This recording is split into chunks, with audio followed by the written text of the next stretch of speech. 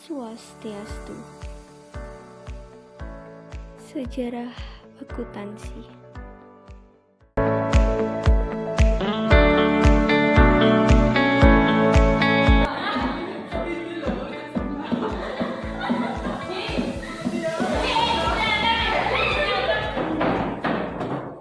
Selamat pagi semuanya. Pagi. Gimana kabarnya hari ini? Baik. Waduh, banyak banget ya yang datang hari ini sampai bisa hitung kedatangannya. Jadi kali ini kita akan belajar tentang sejarah akuntansi. Sebelum itu ada yang tahu nggak sejarah akuntansi dibagi menjadi berapa? Sabu. Oke, Anis. Sejarah akuntansi dibagi menjadi dua, tapi saya kurang tahu di mana aja.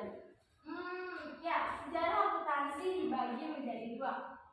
Sejarah akuntansi dibagi menjadi dua, yaitu di dunia dan di Indonesia. Ibu tulis dulu ya.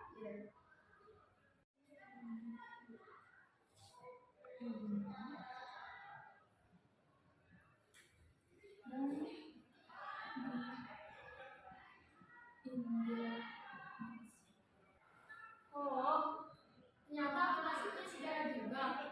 Kira sejarah sama dia aja yang ada. Saya pikir dia doang yang bukan. Sejarah itu banyak, dimulai dari keluarga, teman, maupun percintaan. Sama seperti kamu mempunyai pasangan, ada sejarahnya juga loh. Aku jomblo loh, nggak punya pasangan. Kasihan Kak Patu. Udah, kalian malah pacaran, nggak menghargai jomblo yang ada di dunia. Sejarah itu kayak kisah aku sama dia, susah dilupain. Iyo, ngapain mikirin masa lalu kalau udah ada yang baru? Ya bisa aja kamu ya. Udah, ayo belajar. Waduh, jadi anak-anak ibu udah nggak jomblo lagi ya, pas udah punya pasangannya.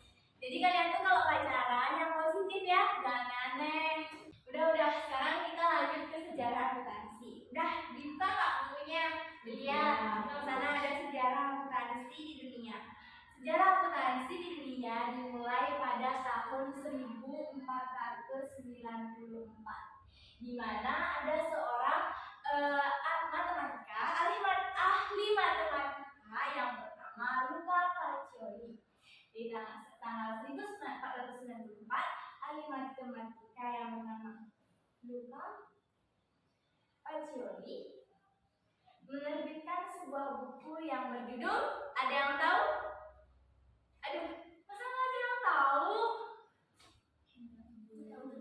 Ya, jadi judul bukunya itu adalah Summa de Arithmetica Geometria Proportioni Proportionalitas. Jadi ini adalah judul buku yang diterbitkan oleh Luca Pacioli.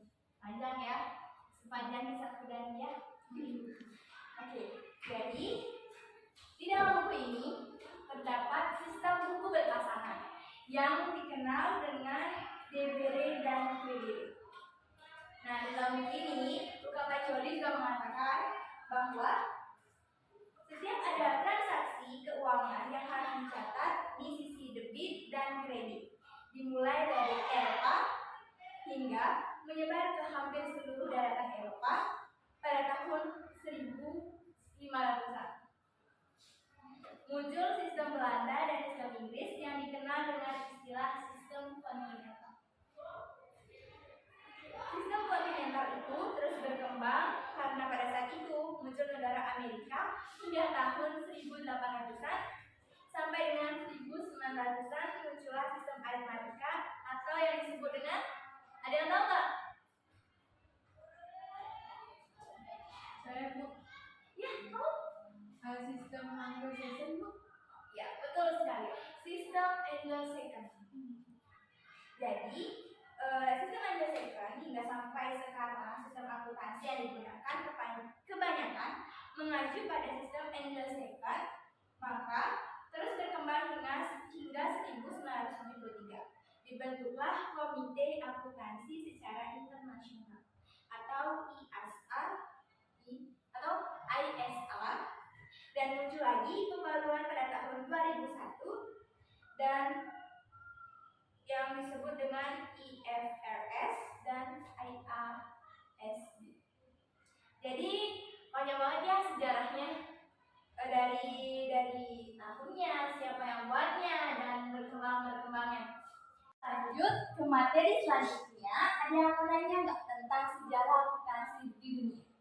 Ya, Anis? Apa sih yang maksud dengan Credere dan Debere? Waduh, ada yang tahu apa yang dimaksud dengan Credere dan Debere? Jadi, sistem Debere dan Credere atau yang biasa kita sebut dengan kredit dan debit adalah sistem berpasangan yang digunakan untuk mencatat semua transaksi keuangan biar agar seimbang gitu. Udah? Sudah. Lagi ada yang mau nanya? Apa sih keuntungan menggunakan sistem debit dan kredit? Ada yang tahu nggak?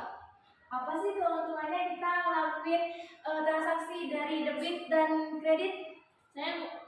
Ya, Bulan silakan. Jadi berkat sistem ini pembukuan dan laporan keuangan dapat tersusun secara sistematis terpadu karena dapat menggambarkan laba, rugi, kekayaan serta hak milik perusahaan. Wah, bagus sekali Bulan. Jadi ada yang mau nanya lagi nggak? Saya juga ingin bertanya, Bu. Iya, jadi Kenapa saat ini sistem Anglo-Saxon banyak digunakan? ya, ada yang mau bantu Ibu Pak jawab? Saya boleh Bu? Ya, Nanda? Sistem Anglo-Saxon banyak digunakan saat ini karena Anglo-Saxon dapat mencatat berbagai macam transaksi secara lebih mudah. Selain itu, Anglo-Saxon melakukan pembekuan yang terdapat satu bagian akuntansi, sedangkan sistem yang lain memisahkan pembekuan dan akuntansi. Apa sih Bu? Wah, jadi bagus banget ya, dan benar banget jawaban dari teman kalian itu. Jadi, sistem Anglo-Saxon digunakan untuk mempermudah dalam proses keuangan. Oh, jadi begitu sejarah akuntansi di dunia. Kalau sejarah akuntansi di Indonesia gimana, Bu?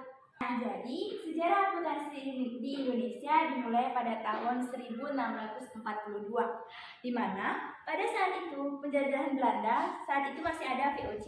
Di VOC sendiri sudah terdapat sistem pembekuan, makanya pada masa itu menerapkan sistem kontinental atau tata buku setelah di Indonesia merdeka, tepatnya pada tahun 1957. Muncullah sebuah lambang yang mewadahi para angkutan di Indonesia, yaitu IAI, Ikatan Akuntansi Indonesia, yang mengumpulkan para angkutan. Kemudian, pada tahun 1960 ditetapkan prinsip-prinsip akuntansi di Indonesia. Pada tahun 1984, standarisasi lebih dikembangkan lagi. Prinsip akuntansi Indonesia mengikuti IASC. Tahun 1994 ditetapkannya standar akuntansi keuangan atau SAK, yang ini masih menginduk prinsip IASC. Barulah pada tahun 2008 sudah mengacu pada IFRS. Begitu sejarah akuntansi di Indonesia. Ada yang ingin bertanya nggak? Ya Bu. Ya, Nanda, Kalau silakan. boleh, kapan perusahaan di Indonesia menggunakan sistem kontinental atau tata buku Bu? Ada yang tahu nggak apa jawabannya? Pada zaman penjajahan Belanda. Betul sekali. Ada yang lain nggak? Apa perbedaan akuntansi dan tata buku? Apa perbedaan akuntansi dengan tata buku? Waduh, ada yang tahu nggak apa jawabannya? Saya lagi Bu. Iya, Nanda. Jadi tata buku menyangkut kegiatan-kegiatan yang bersifat konstruktif dari proses pencatatan, ringkasan, pengolahan, dan aktivitas lain yang bertujuan untuk menciptakan informasi akuntansi berdasarkan data, sedangkan akuntansi menyangkut kegiatan-kegiatan yang bersifat konstruktif dan analitikal seperti kegiatan analisis dan interpretasi berdasarkan informasi akuntansi. Terima kasih. Saya ingin bertanya, Bu. Iya. Apa penyebab sistem akuntansi Anglo-Saxon diperkenalkan di Indonesia? Waduh, ayo dia coba jawab. Karena ada penanaman modal asing. Di sini ada yang mau nanya lagi gak tentang sejarah akuntansi? Tidak ada. Baik, kalau tidak ada, tetap kelas saya akhiri sampai di sini. berdiri. Sebelum mengakhiri pelajaran, alangkah baiknya kita berdoa. Berdoa dimulai.